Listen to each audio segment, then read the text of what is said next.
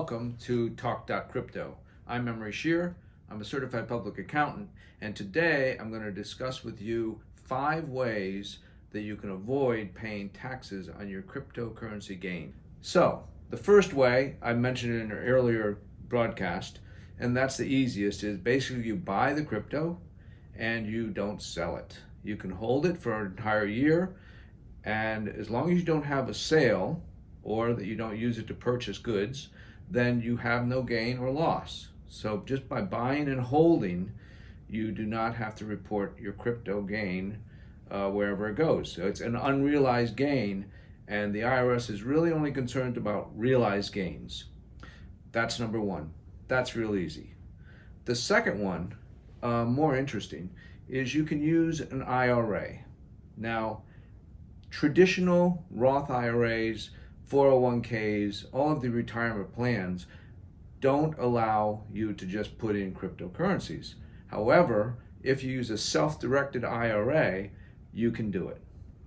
Setting up a self-directed IRA is not that involved and not that complicated, but you do need an intermediary. You do need someone to administrate that IRA. Often, self-directed IRAs are used for what's called non-traditional type assets. So if you want to buy, say, a piece of real estate that's going to be a rental real estate, and you put it in your IRA, you need to buy that in a self-directed IRA. Also, partnerships typically are bought in self-directed IRAs. You can also use this for cryptocurrencies. That would be one way. And then, depending on the type of IRA you have, if you have a traditional IRA, then your gains and losses will not be realized until you actually draw the money out. Realize that in IRAs, if you draw money out before you're 59 and a half years old, there will be a penalty. But you could let that grow. You could do all the trading you want within it. If you put the money in already taxed, as in a Roth IRA, then that would be tax-free forever. You can take it out and you would not be taxed on it.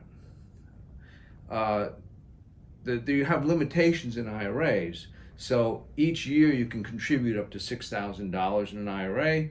If you're over the age of 50, you can contribute $7,000 in an IRA.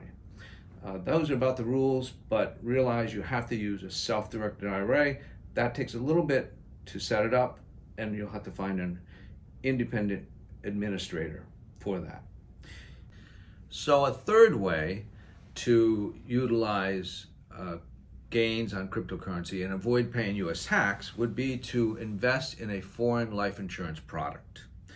Foreign life insurance products, or any life insurance product, can be used for many different types of investments and not just a death benefit.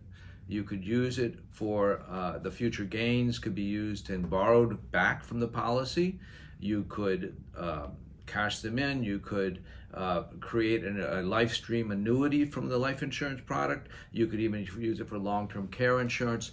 There's many different policies out there, and using it to purchase the policy with cryptocurrency seems to be a really good way to kind of shelter the taxable gains and not pay tax on those gains.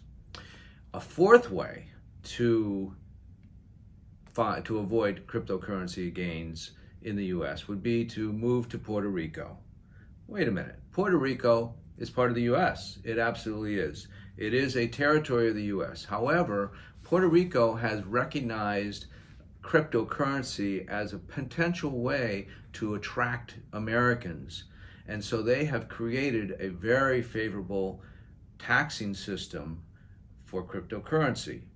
You must move to Puerto Rico. You would most likely need to purchase property in Puerto Rico. You need to have a closer connection to Puerto Rico than you do at any other state in the United States. So all of that has to be taken care of. Your driver's license in Puerto Rico, and your passport is a U.S. passport, so you're okay there. But that is a way to do it, and you need to have to establish residency at least 183 days a year in Puerto Rico. But things like if your family is in the United States, your wife and children in the United States, and you're going to be in Puerto Rico so that you can trade cryptocurrencies, you may have a problem there. So you have to make certain that you do establish a bona fide residence in Puerto Rico. And the last way is probably a drastic way, but it also works, and I have used it for some of my clients, is basically to expatriate. Expatriating is basically giving up U.S. citizenship. There is a method to do this. You want to make sure you have a passport for another country, for some other foreign country. And if your purpose to do this is because you want to trade cryptocurrency and avoid gains, of course you're going to look for a country that does not tax foreign currencies. But in order to do that, you would have this other passport of another country, and then you would go to the U.S. Embassy and you would turn your passport in. There is an issue that if you have accumulated a large amount of cryptocurrency and maybe other assets in the U.S., you can't just turn it in and walk away from the U.S. taxing authorities. There is what's called an exit tax, and there are limitations on that. So that's another thing to check out before you actually go down this road. But that is another way to consider avoiding gains on cryptocurrencies. I have consistently been saying that we are avoiding gains on cryptocurrency.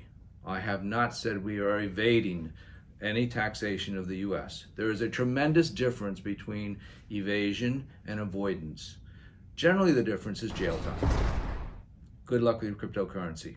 If you find this content useful, please like it, make a comment, and subscribe. Thank you.